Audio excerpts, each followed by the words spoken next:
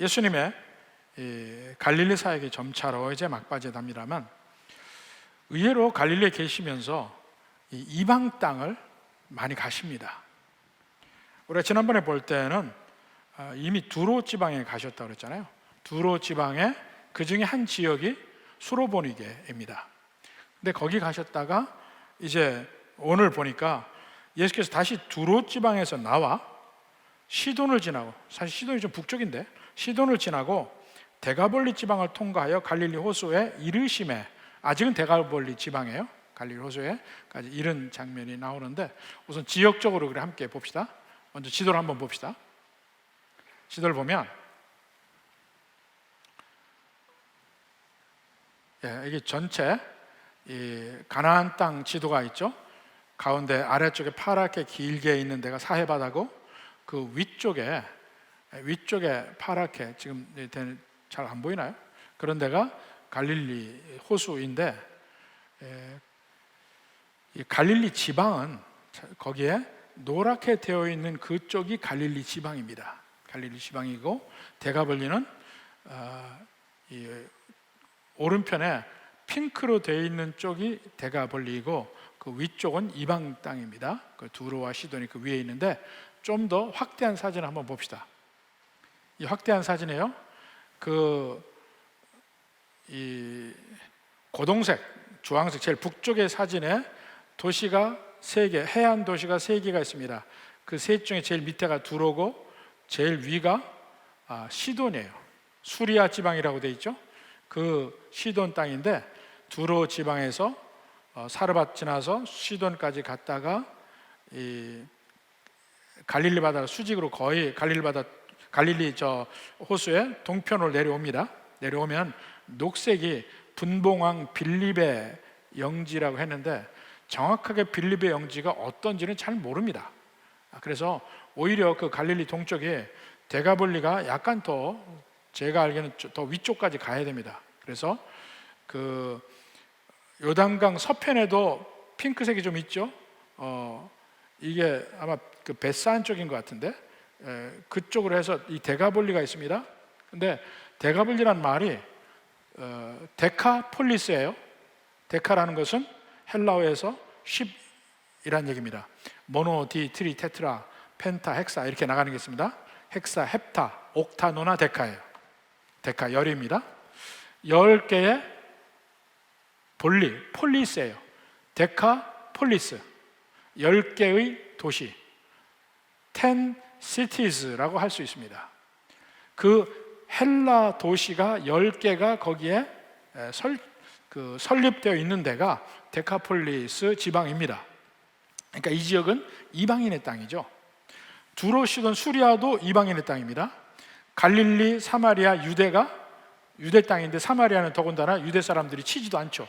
갈릴리 지방과 남쪽의 유대 지방만이 유대인들이 자기네 땅이라고 생각을 합니다. 그래서 그 유대인들이 갈릴리하고 유대를 다니려면 사마리아로 안 다녔어요.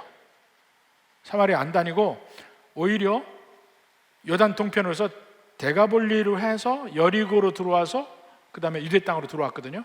그래서 유대인들이 데가볼리 상당히 많이 다닙니다. 근데 이방 땅이에요. 거라사도 거기 있고, 다 지금의 요르단 땅이죠. 요르단 땅이 거기에 있습니다. 그러니까 북쪽은 시리아고 남쪽은 요르단인데, 지금은 그 데가볼리 지방의 갈릴리 주변이 지금으로 얘기하면 골란 고원입니다. 골란 고원에서 옛날 시리아 땅이었는데 지금은 이스라엘이 점령을 하고 내놓지 않아요. 바로 그곳인데, 그 지역에서 있었던 이야기입니다. 그러니까 지역을 보면 갈릴리 북쪽으로 올라가셨다가 이방 땅에서 계속 이방 땅 데가볼리까지 와서 갈릴리 호수까지 왔어요. 데가볼리 지방입니다. 거기에서 있었던 얘기입니다. 자, 봅니다. 32절에 사람들이 귀먹고 말 더듬는 자를 데리고 예수께 나와 안수해 주시기를 구했다. 여기 귀먹고 말 더듬는 자, 한 사람이 2가지 장애가 있는 거예요. 근데 말을 더듬는 걸 보면 태어날 때부터 귀먹은 사람이 아닌 것 같아요. 왜냐면 말을 할 줄 알거든요.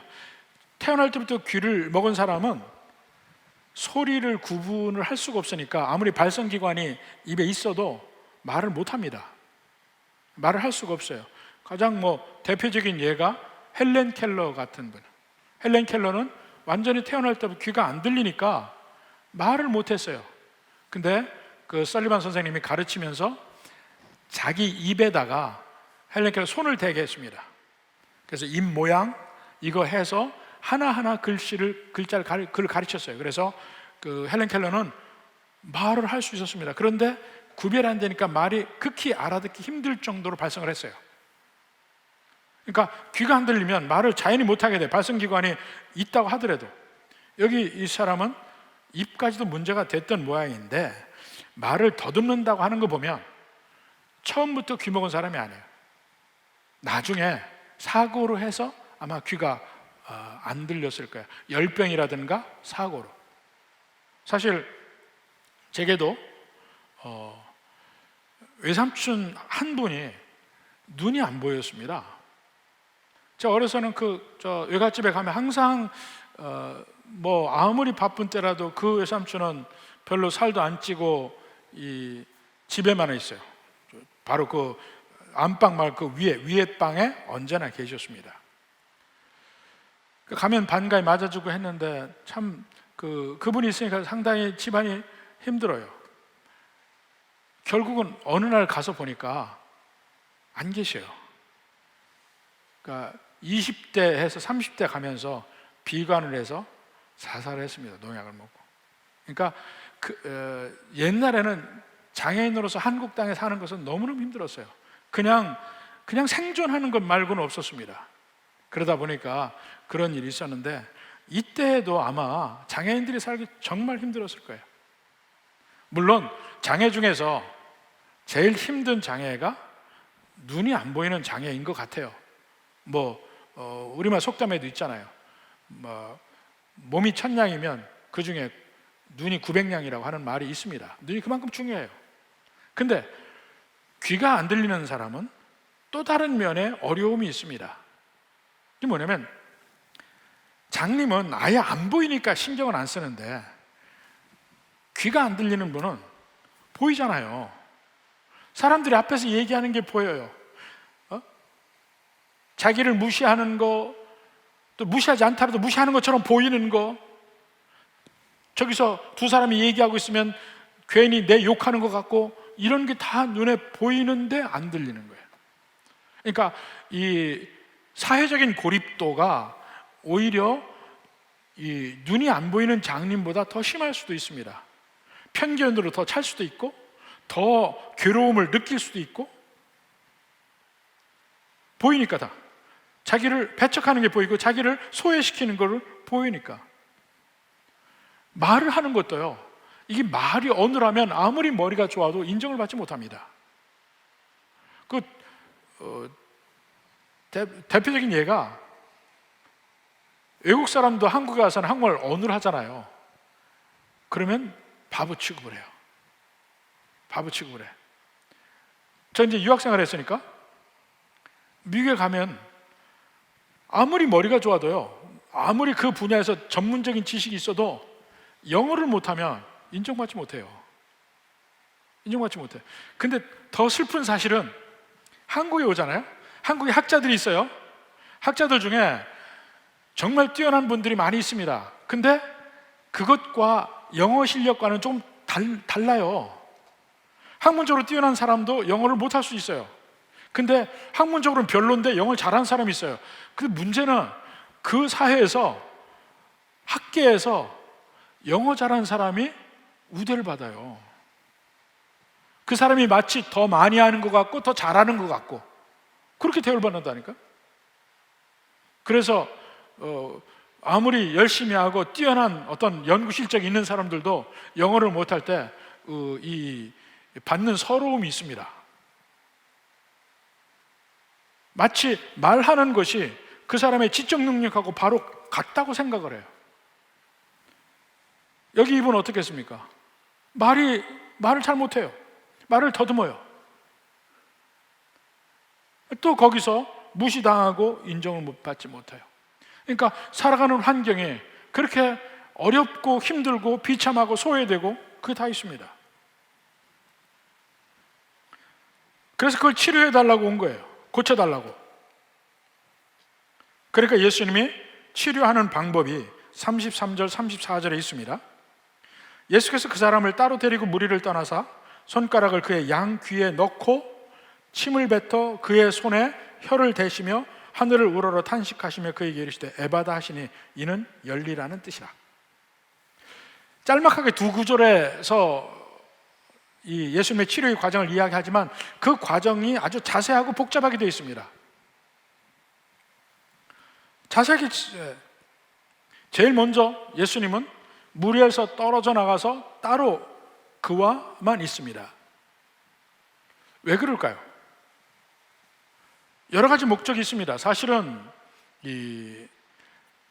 예수님이 그를 고치는 과정을 보여주고 싶지 않을 거예요. 이 과정을 보면, 왜냐하면 보통 사람들은 예수님의 이 고치는 과정은 전혀 상식적으로 이해가 안 되니까, 이해할 수 있는 일이 아니니까 안 보여주는 거예요. 그리고 그 과정이 어찌 여러 사람이 보고 있으면 이 사람이 상당히 창피하게 느낄 수도 있고, 그러니까 우선 단절을 시키고 합니다. 근데 제 경험으로 보면 귀신 쫓아내는 일들을 그전 했다고 그랬잖아요. 보면 사람들이 보는 앞에서 귀신을 쫓으면 덕이 안 돼요. 막 귀신이 드러나는 과정에서 좀 추한 꼴이 보일 수도 있어요. 그러니까 사람들이 보면은 덕이 안 돼요. 그러니까 사람이 없는 데서 해야 돼요. 그 사람의 인격도 생각해 줘야 되고 해야 되니까. 그거와 마찬가지예요. 이분도 따로 해, 따로. 물에서 떨어져서 따로 한 다음에 손을 양 귀에 대는 거예요. 이분이 지금 귀가 안 들립니다. 뭘 하는지 잘 몰라요. 설명이 될 수가 없죠. 또 그걸 물어봐서 말로 어떻게 커뮤니케이션 할 수도 있는 것도 아니에요. 그러니까 귀에 대는 것은 내 귀를 치료하나 보다 느낄 수 있고, 혀를 대는 것은 또 혀를 치료하나 보다 느낄 수 있고, 그 사람에게 이해할 수 있게도 하시고,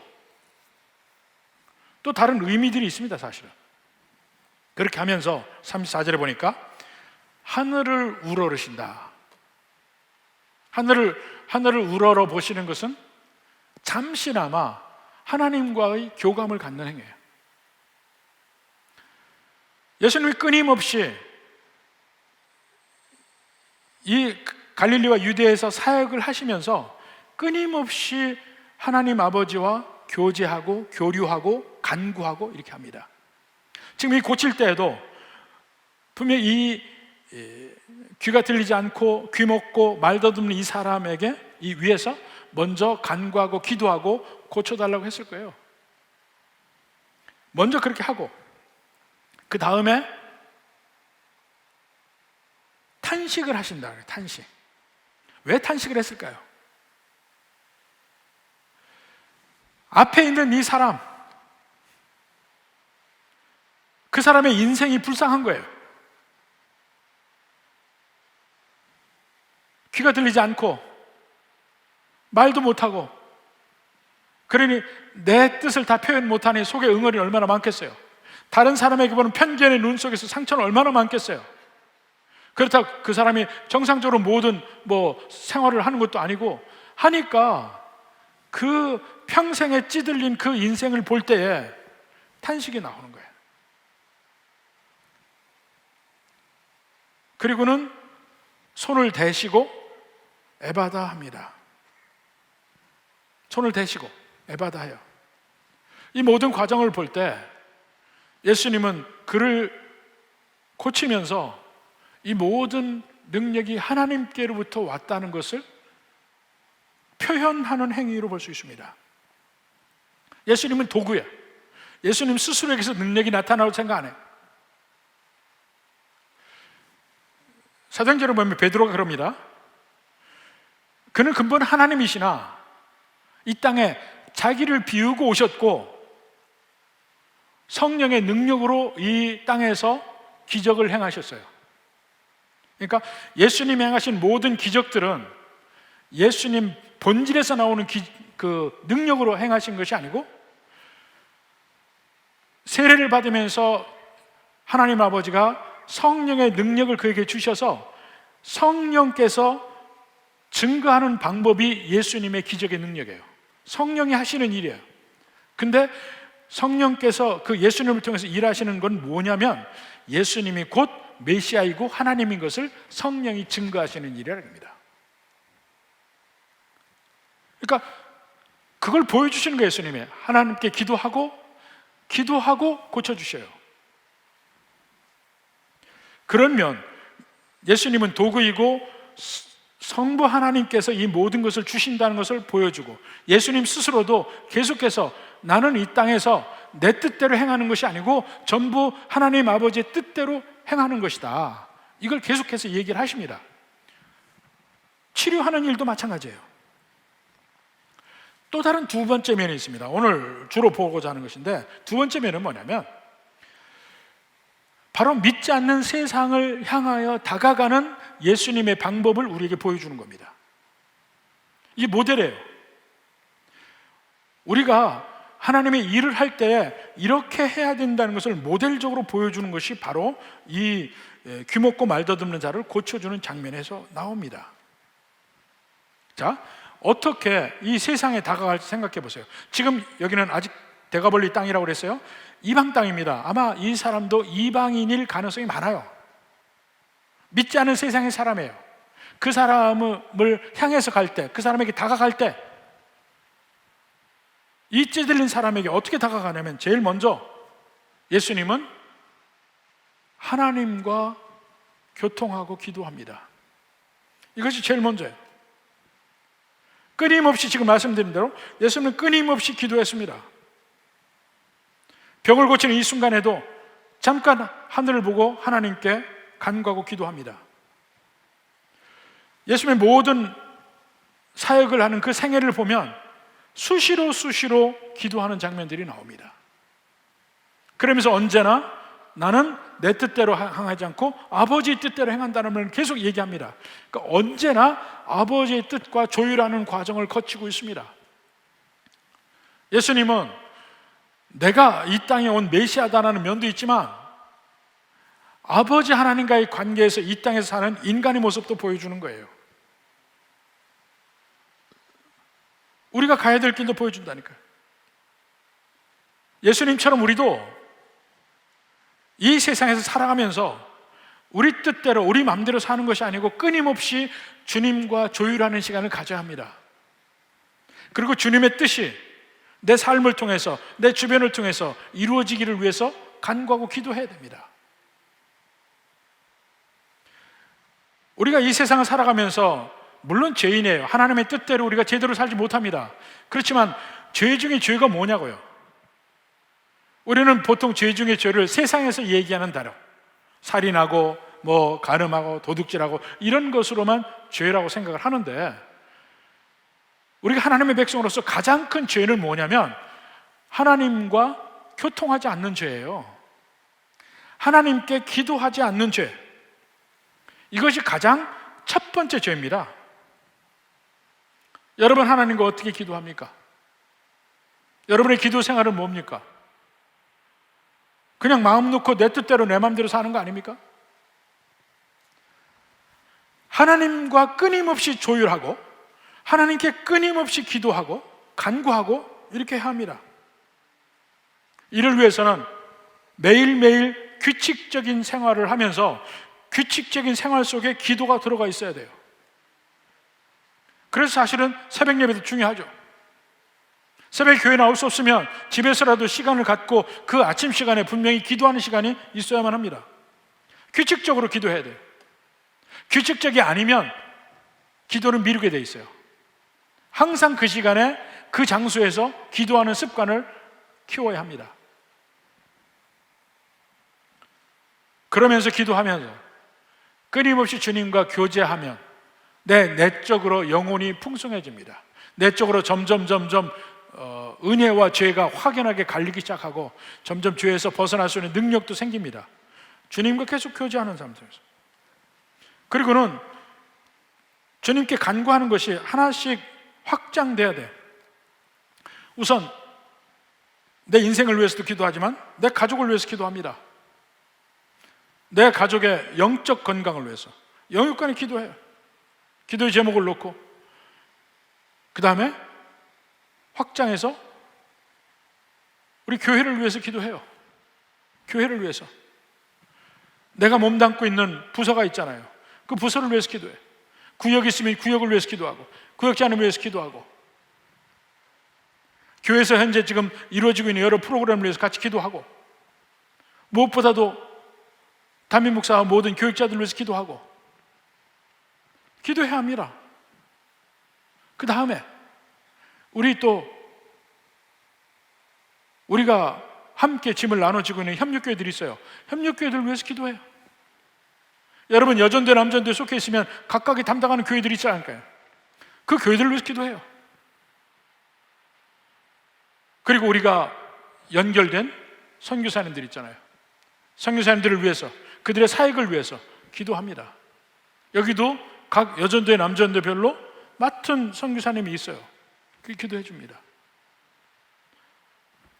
물질적 도움보다 먼저 필요한 게 기도입니다. 이렇게 기본적으로 매일 요 몇만 기도를 해도요, 기본적으로 30분을 해요. 30분. 여러분은 어떻습니까?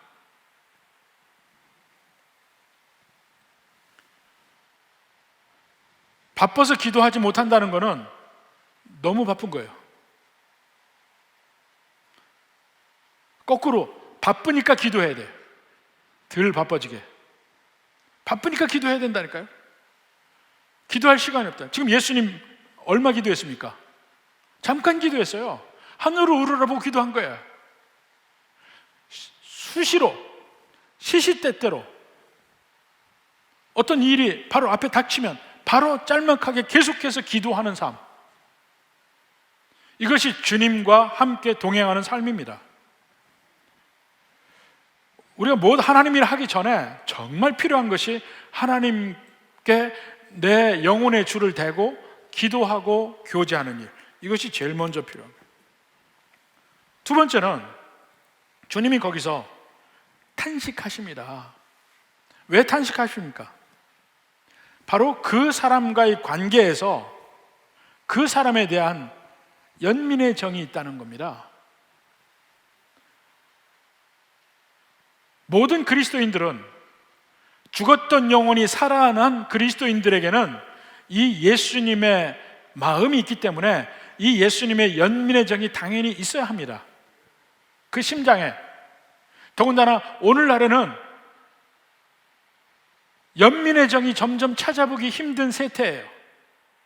남들에게 대해서는 완전히 무관심하고 무신경하고 신경을 끊고 삽니다. 어느 정도냐면 연전에 크게 뉴욕에서 신문에 나고 크게 떠들썩했던 일이 하나 있습니다. 그게 뭐냐면 맨하탄에 번화가에서 한 사람이 강도를 만나가지고 이 머리를 다쳐서 중태에 빠졌었어요. 쓰러져 있어요. 번화가면 맨하탄의 번화가 얼마나 많은 사람이 지나다닙니까? 거기 7시간을 있었어요.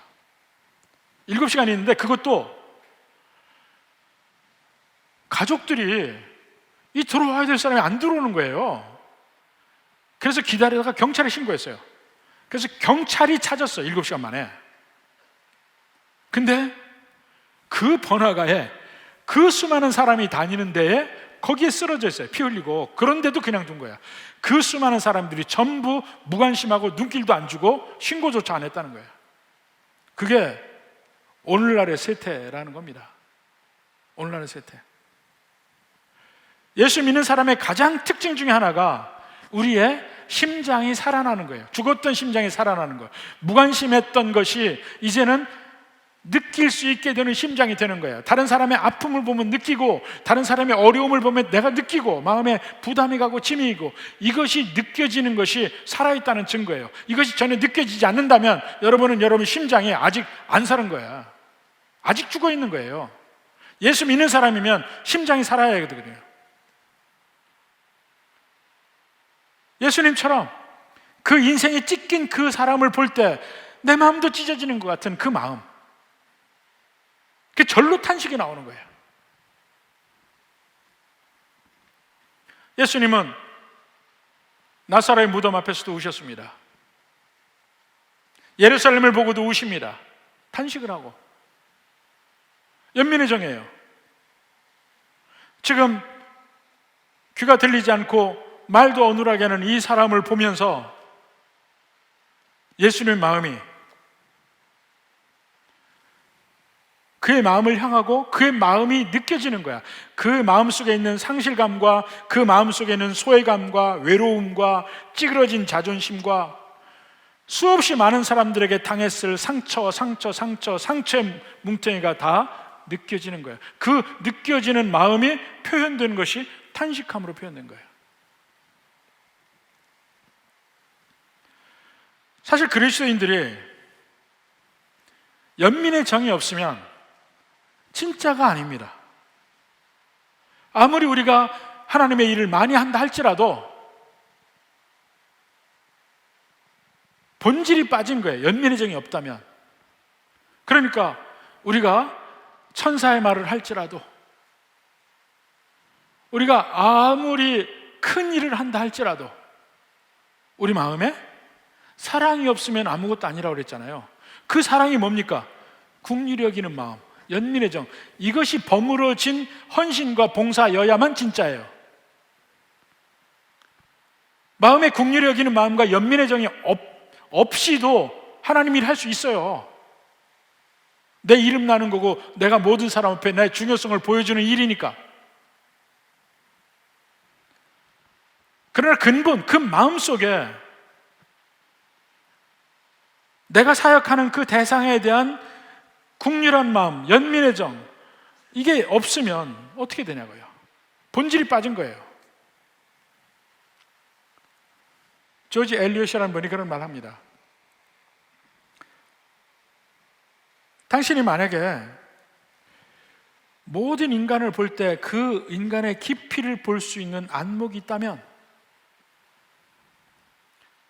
그 사람의 마음속 깊이에서 울리는 소리 없는 함성, 아픔, 신음소리를 들을 수 있을 것이다 그래요. 우리는요, 멀쩡하게 지금 살아가지만 아직 우리는 죄인에서 벗어난 존재가 아닙니다. 안에는 우리 심령 깊이에 죄적인 면이 있습니다. 근데 죄적인 면이 항상 우리의 삶을 찌그러뜨리고 우리의 생각을 찌그러뜨리고 우리 인생을 찌그러뜨려요. 우리 스스로에게. 그때마다 우리 영혼은 소리칩니다. 아프다고. 근데 그걸 덮어놔서 그렇지. 그게 표현될 때 겉으로는 열등감이나 이런 걸로 표현되기도 하지만 어떤 때는요, 이것이 악함으로 표현되기도 해요.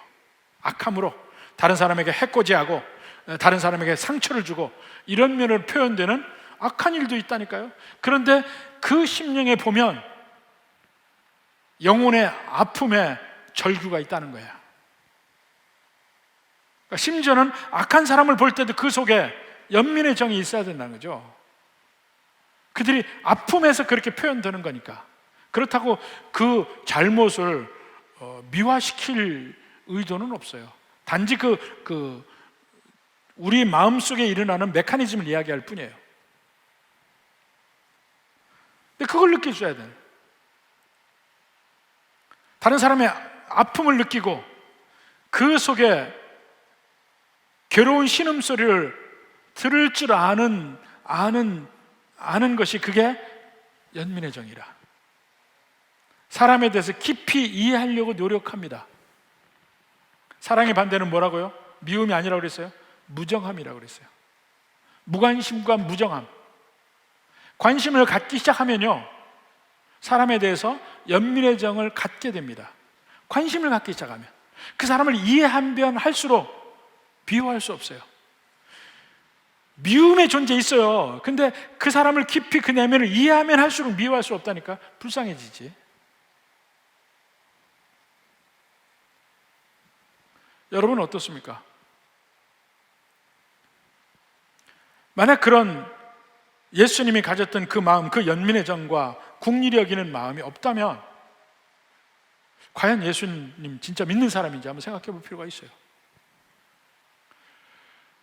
하나님께는 계속해서 하나님과 교제하며 간구하며 하나님 앞에 있고, 인간을 볼 때는 국률의 마음으로 바라보고 연민의 정으로 바라보면 필요하고, 그리고 나서는 그것이 행동으로 보여줘야 돼요. 그게 바로 예수님의 손대심이 있는 겁니다. 33절에도 그랬죠. 손가락을 그의 양귀에 넣고 침을 뱉어 그 혀에 손을 대시며, 전부 손을 대는 행위, 터치. 이 인간에게는요, 사실 인간뿐이 아니에요. 짐승도 마찬가지예요. 인간에게는 본질적으로 이 타치에 대한 갈망이 있습니다. 서로 이 살갗이 닿을 때, 손이 닿고 서로 이렇게 타치를 하는 그 순간에 우리의 생명력은 살아납니다. 심지어는 짐승까지도 똑같아요. 집에서 기르는 강아지나 다 마찬가지입니다. 이 타치가 굉장히 중요한 우리의 생명력의 근원이에요. 우리가 서로 간에 사랑을 표현할 때도 특히 가까운 사람들, 서로 타치가 필요한 겁니다. 예수님이 문둥병을 고치실 때 얘기했잖아요. 문둥병을 고치실 때 그냥 고친 게 아닙니다. 문둥병자에게 손을 댑니다. 근데 문둥병자에게 손을 대는 그 순간에 그 문둥병자는 사실은 절반 이상 이미 고쳐졌어요. 병이 고쳐졌다는 아니고 그 영혼이 고쳐진 거예요. 그가 병에 걸린 이후로 어느 누구도 나를 타치하는 사람이 없어요. 자기 가족조차도 자기를 타치하지 않아요. 이때 느껴지는 좌절감과 소외감과 버림받음, 예수님의 그 타치하는 그 행동 하나로서 그 사람은 마음이 녹아지는 거예요. 오늘 이 사람도 마찬가지예요. 여기 귀가 들리지 않고 말이 어눌한 이 사람도 원래 부정한 사람이에요. 제의적인 면에서, 예배적인 면에서 하나님 앞에 나올 수 없는 부정한 사람이에요. 근데 부정한 사람의 손을 대면 나도 부정해져요. 손은 안 댑니다. 그러니까. 근데 예수님이 손을 대셔요. 물론 신학적인 의미도 있습니다. 예수님이 그 병자라든가 장애가 있는 사람들에게 손을 대는 것은 예수님이 그들의 부정함에 접촉이 돼서 예수님도 부정해진다는 의미예요. 근데 여기에 이 전가라는 개념이 있습니다. 임퓨테이션이라고 하는데, 손을 대는 순간에 무슨 일이 일어나면 예수님의 의로움이 그에게 전가되고 그들의 모든 더러움이 예수님께로 전가가 돼요. 이것이 바뀌어요. 그래서 그들은 고침을 받고 그들은 천국 백성이 되고 예수님은 제물이 되어서 십자가에 가시는 거예요. 이 신학적 의미가 있습니다. 근데 그거 말고 우리 실질적인 이유가 있다니까요. 우리의 사랑은 우리 마음으로, 국률한 마음이 있고 불쌍한 마음이 있고 그 마음에만 있는 것이 아니고 실제 그들이 느껴질 수 있는 방법으로 표현이 돼야 됩니다. 여기서는 타치란 면으로 표현되지만 그 외에도 여러 가지 면으로 그 사람들이 실제로 느낄 수 있는 행위로서의 표현이 필요한 거예요. 우리가 하나님의 일을 하고 또 하나님의 자녀로서 이 땅을 살아가면서 우리가 사는 방법 중에 하나가 이런 면이에요. 하나님과의 관계, 인간과의 관계에서 먼저 마음에 국률함이 있어야 되고 연민의 정이 있어야 되고 그 다음에 실제로 그들에게 느껴질 수 있는 사랑의 행위가 있어야 된다는 것이죠. 이 마음에, 국률 여기는 마음이 행동으로 나타나줘야 돼요. 근데 그 행동으로 나타날 때 그 사람의 더러움에 나도 들어갈 때가 있어요. 하기 싫은 일을 해야 될 때가 있다니까요. 그렇지만 그거를 두려워해서는 안 됩니다. 우리가 세상을 향해서 빛이 되라, 소금이 되라 하는데 그것이 세상 사람들이 느껴져야 돼. 빛은 보는 사람이 느껴요. 소금은 맛보는 사람이 느껴요. 그들을 향한 우리의 국률한 마음, 사랑의 마음이 느껴져야 돼. 행동으로.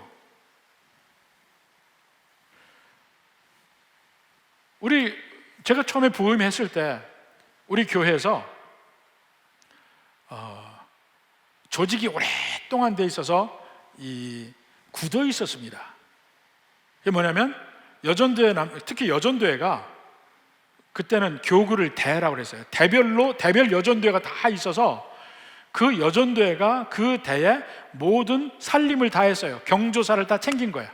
그리고 그 교구별로 무슨 일이 있을 때는 항상 여전도회 중심으로 다 돌아갔어요. 근데 그 여전도회가 나이가 위에서부터 아래까지 쭉 있으니까 이게 정말 굳은 조직이 돼서 한번 섞었습니다. 연령별로 바꿨어요. 연령별로 바꾸니까 뭐 난리가 났죠. 근데 그런 중에 이제 여전도회가 멘붕에 빠졌어요. 멘붕에 빠진 게 뭐냐면 이제까지 언제나 여전도회 사역의 중심에는 교구가 있었어요. 대가 있었어요. 근데 대하고 관계를 끊어놓으니까 그럼 우린 뭐 하지? 이런 생각이 들었어요. 그래서 여전대 회장님들이 제게 왔습니다. 우리 도대체 뭐 하라는 얘기입니까? 뭐 할지를 모르니까. 그래서 얘기를 했습니다. 우리 교회 표 있는 대로 우선 교회에 교제를 위해서 헌신하십시오. 그 교제를 위한 헌신이 뭐냐면 주방 봉사하고 교회 안의 일들을 여전대가 담당해서 맞는 일을 했으면 좋겠다. 또 하나는 이제는 말이 그래도 이름이 여전도회니까 전도회니까 전도의 일을 했으면 좋겠다. 그래서 협력교회하고 묶어지죠. 협력교회를 위해서 했으면 좋겠다. 나중에 점점 시간이 흐르면서 협력교회와 각 여전도회, 남전도회 다 연결된 교회들이 있을 겁니다. 그 교회들을 위해서 기도해주고 또 할 수 있는 대로 물질적으로 헌신해주고, 특히 남전도회는 가서 뭐 지붕도 고쳐주고 벽도 해주고 뭐 다 하대요. 그런 식으로 그렇게 하는 거. 그리고 선교사님들과도 연결이 돼요. 나중에는 이제 구체적으로 이 선교사님들하고 연결을 다 했습니다. 그래서 해당 선교사님들이 오면 그분들도 같이 만나기도 하고 이렇게 했어요. 그러면서 그분들을 위해서 우선 기도해 주는 거, 그 교회를 위해서 기도해 주는 거, 선교사님과 그 사역을 위해서 기도해 주는 거, 이 일부터 먼저 한 겁니다. 또 하나 사역이 있습니다. 그 사역이 뭐냐면 이 사회복지 쪽에 어려운 시설을 가서 봉사를 했으면 좋겠다고 했어요. 그러니까 나이 든 분들은 못하지만 그래도 힘이 있는 분들, 그 여전대를 중심으로 해서 그 봉사를 하기 시작했습니다. 지금은 한 15년 전이니까 그때는 이 사회복지가 지금처럼 그렇게 잘 돼 있지 않았어요. 국가적인 면에서. 그래서 국가의 지원을 받지 못하는 열악한 복지시설이 상당히 많았습니다. 그 중에 대표가 고아원이 아니고 노인복지시설이었어요. 옛날에는. 국가의 지원을 받지 못하니까 참 힘들어요. 그래서 매월 한 번씩 그 여전대 회원들이 가서 봉사를 했습니다. 근데 처음에 봉사하러 갔다 와서는 끔찍했던가 봐요. 상당히 힘들었어요. 뭐가 힘들었습니까? 물으니까 우선 냄새가 너무 난다는 거예요. 냄새가 너무 나요. 돌보질 않아서 방마다 냄새가 많이 나고, 그래서 청소를 해줘야 되고, 그 다음에 그분들이 빨래를 못해서 빨래를 해줘야 돼. 이불 빨래, 옷 빨래, 빨래를 다 해줬습니다. 세 번째는 그분들 힘이 없어 목욕을 못해요. 목욕을 시켜줬어요. 생각해 보세요. 할머니, 할아버지들 거기 있어요. 여전대 회원들이 가서 할머니도 목욕시켜주고 할아버지도 목욕시켜줬어요. 저를 깜짝 놀랐습니다. 전 봉사하려 했지만 그렇게까지 할 줄은 몰랐어요. 근데 석 달, 넉 달 하면서 어떻습니까? 하고 물으니까 이젠 냄새도 안 난대. 그분들이 거기 익숙해진 거예요. 시설에 냄새도 안 나고, 할아버지들 목욕시킨 것도 괜찮아요. 그러더니 목욕차를 사달라고 그러더라고. 막 목욕차를 사려고 준비하고 이렇게 하면서 교회가 분란이 났지만 그때 참 은혜로웠어요. 그러니까 우리 교회가 회복이 되면서 그런 일들이 다시 회복됐으면 좋겠어요.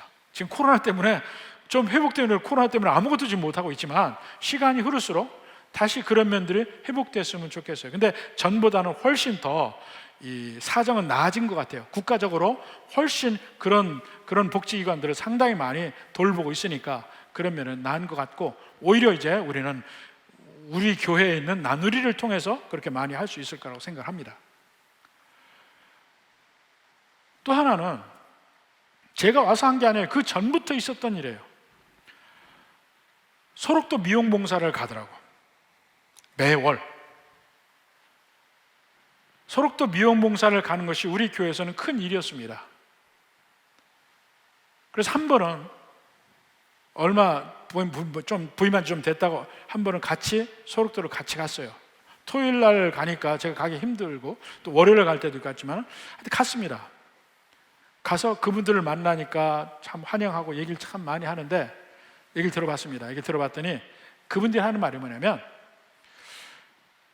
소록도에 봉사하고 이 선물을 주고 오는 곳이, 기관이나 교회가 엄청 많다는 거예요.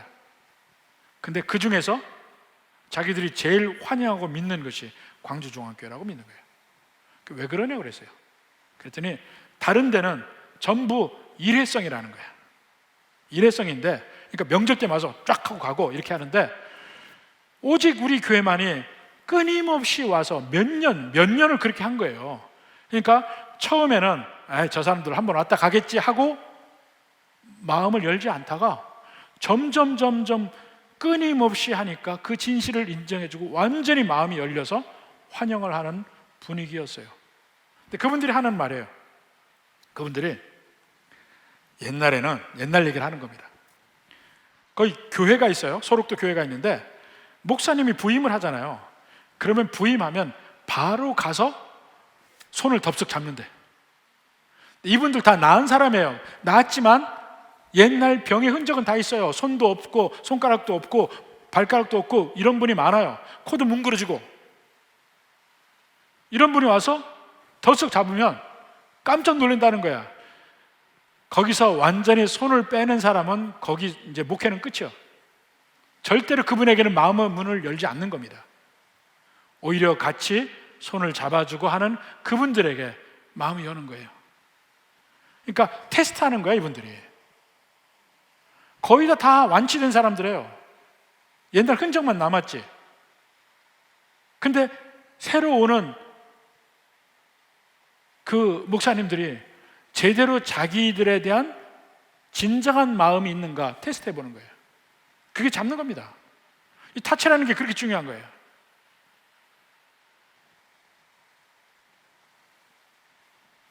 예수님은 그런 사람들을 다 타치를 해요. 그러면서 마지막에 기도도 했죠. 하나님과의 관계도 건강하게 유지를 하고, 그 사람에 대한 국률한 마음과 불쌍히 여기는 마음과 사랑의 마음, 연민의 정이 있고, 그것이 표현돼요. 타치도 하고 행동으로 그들의 삶을 돌봐주는 면이 느껴지게 보여지고, 마지막에는 말씀이 있는 겁니다. 에바다 했죠? 하나님의 말씀을 하는 거예요. 우리가 믿지 않는 사람을 대상으로 전도하는 것도 꼭 필요한 요소가 여기 다 있어요. 하나님, 모든 것이 하나님께로부터 하신다는 것을 인정하고 기도하는 것, 기도하는 마음으로 모든 일을 하고, 그리고 우리가 이것을 작전이다 이게 아니고 정말 그 사람들에 대한, 그 사람에 대한 국리를 여기는 마음, 연민의 정, 아픈 마음, 사랑하는 마음, 거기에서부터 모든 게 출발해야 돼요. 그리고 실제로 마음으로만 하는 것이 아니고 말로만 하는 것이 아니고 타치하고 그분들의 삶과 함께하고, 그것 때문에 우리가 더러움을 입을 수도 있다니까요. 그렇지만 그걸 불사하고 그들의 삶 속에 다가가는 면이 필요한 겁니다.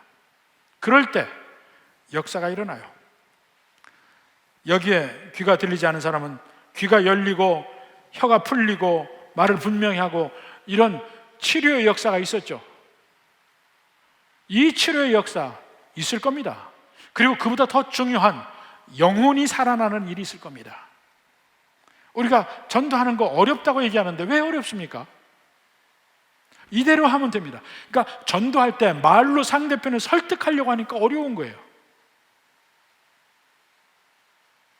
하나님께 기도하며 정말 그들을 진정으로 사랑하면서 그 사랑이 표현되고 말씀을 증거하면 하나님은 그때 우리를 긍휼히 여기시고 그 사람을 긍휼히 여기시리라 믿습니다. 부디 이러한 은혜가 우리 모든 성도들의 삶 속에, 인생 속에, 주변에 함께 있기를 주님의 이름으로 축원합니다.